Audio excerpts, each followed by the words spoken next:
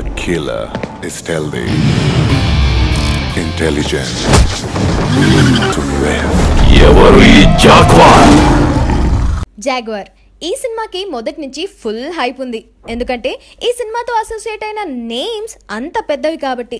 Karnataka X-CM కొడుకుని ఆయనే produce చేసిన సినిమాతో ఇంట్రడ్యూస్ చేస్తున్నారని, బాహుబలి, బజరంగి భాయిజాన్ లాంటి బ్లాక్ బస్టర్స్కి స్టోరీ అందించిన famous writer K V Vijayaprasad story అందించారని, తమన్నా ఐటమ్ సాంగ్ చేసిందని, పెద్ద పెద్ద ఆర్టిస్ట్ అందరూ పని చేస్తున్నారని.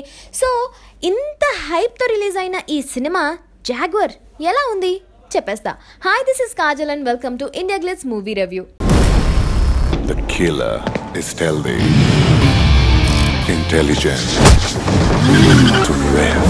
ఎవరు ఈ జాగ్వార్? ఎస్ఎస్ కృష్ణ అంటే మన హీరో నిఖిల్ కుమార్ ఒక అనాథ. అన్ని మంచి పనులు చేస్తూ ఉంటాడు, కానీ చెడ్డోడిలాగా నటిస్తూ ఉంటాడు అందరి ముందు. ఇలా ఎందుకు చేస్తాడు, తనకున్న ఫ్లాష్ బ్యాక్ ఏంటి అనేది జాగ్వార్ స్టోరీ.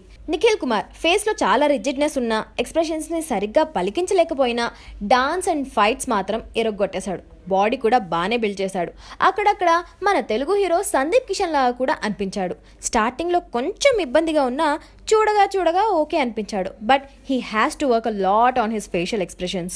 హీరోయిన్ దీప్తి శెట్టికి పెద్ద క్యారెక్టర్ లేకపోయినా సాంగ్స్ అండ్ గ్లామర్ కోసం బాగానే ఉపయోగపడింది. ఉన్న దాంట్లో బాగానే పర్ఫామ్ చేసింది కూడా.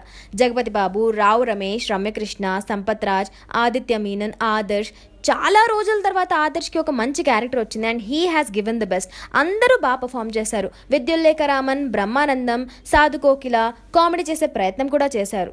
అది కొన్నిసార్లు చిరాకు తెప్పించింది, అది వేరే విషయం అనుకోండి. బట్ పర్ఫామ్ చేసిన ప్రతి ఆర్టిస్ట్ వాళ్ళ క్యారెక్టర్స్కి పూర్తి న్యాయం చేశారు. చెన్నాంబిక ఫిల్మ్స్ ప్రొడక్షన్ వాల్యూస్ చాలా బాగున్నాయి. సాంగ్స్లో లొకేషన్స్ అన్నీ చాలా రిచ్గా ఉన్నాయి. Manoj Paramahamsa cinematography super, editing just okay. తమనిచ్చిన ట్యూన్స్ కన్నా సాంగ్స్ పాడిన సింగర్స్ వాయిస్ బాగా రిజిస్టర్ అయ్యాయి. కార్తిక్ అండ్ మిల్కా సింగ్ పాడిన పాటలు చాలా బాగున్నాయి. బ్యాక్గ్రౌండ్ స్కోర్ కూడా అదిరిపోయింది. అంతా బాగానే ఉంది, కానీ కేవి విజేంద్ర ప్రసాద్ గారు ఇచ్చిన స్టోరీనా ఇది అని షాక్ అయ్యా సినిమా చూసినప్పుడు. చాలా రొటీన్గా, ప్రెడిక్టబుల్గా ఉంది సినిమా స్టోరీ.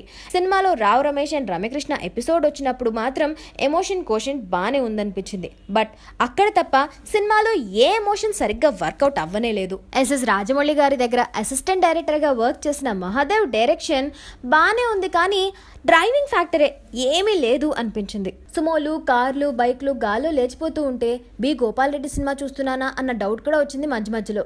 ఏది ఏమైనా సినిమాలో డ్రైవింగ్ ఫ్యాక్టర్ లేనందుకు ఐఎమ్ గోయింగ్ విత్ 2 stars. మీరు ఈ సినిమా చూసినట్టయితే మీకు ఎంత బాగా నచ్చేసింది జాగ్వార్ సినిమా అనేది కింద కామెంట్ బాక్స్లో పోస్ట్ చేసేయండి. Thank you so much for watching and please subscribe.